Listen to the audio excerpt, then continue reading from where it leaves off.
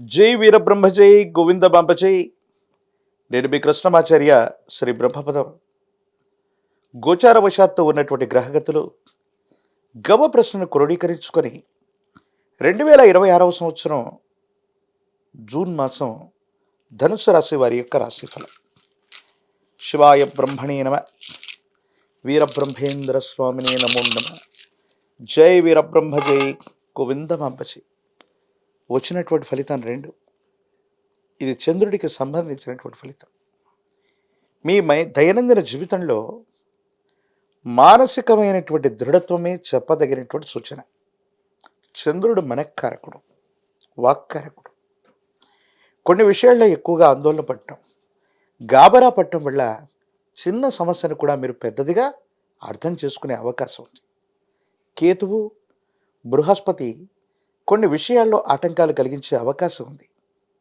రాహువు మీకు సంబంధించినటువంటి ఆర్థికపరమైనటువంటి ప్రపత్తుల్ని అధికం చేస్తుంటాడు. అంటే ధనం చేతికి అందుతూ ఉంటుంది.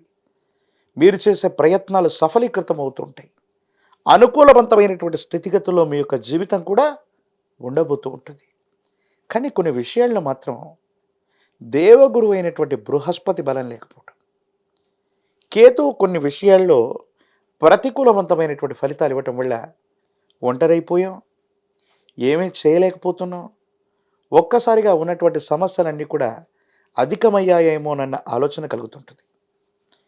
ఒకవైపు అర్ధాష్టమ శని ప్రభావం ఉన్నప్పటికీ కూడా శని భగవానుడు మీకు మంచి చేస్తాడు.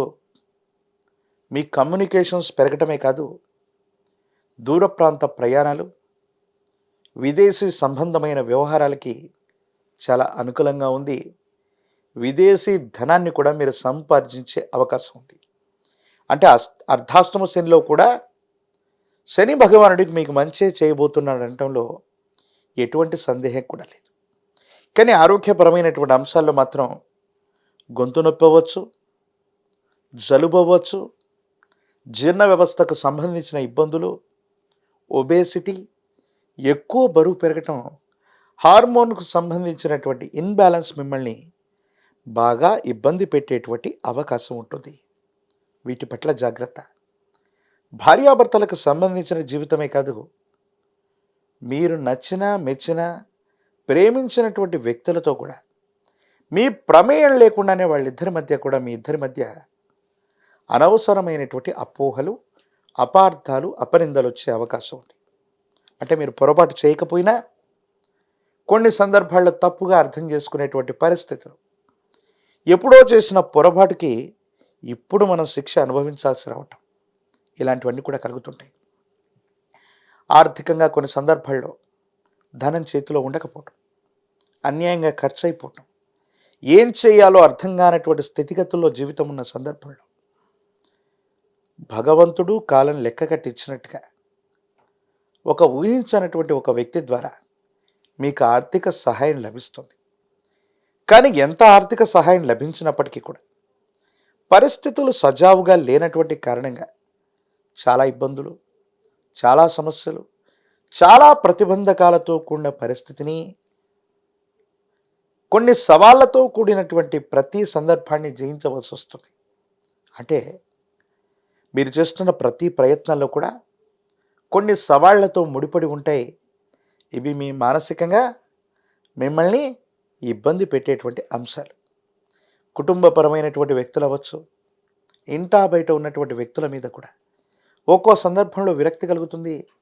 అందరినీ నమ్మాం, విశ్వసించాం, ఎవరూ కూడా మనకి తోడ్పాటును అందించట్లేదు, అందరూ మనల్ని మోసం చేస్తున్నారేమో, లేక మనమే మోసపోతున్నామేమో, దైనందిన జీవితం పట్ల కూడా తస్మాత్ జాగ్రత్తగా ఉండాల్సినటువంటి పరిస్థితులు ఎదురవుతున్నాయన్నటువంటి ఆలోచన మీ మనసు నిండా కలిగేటువంటి అవకాశం ఉంది.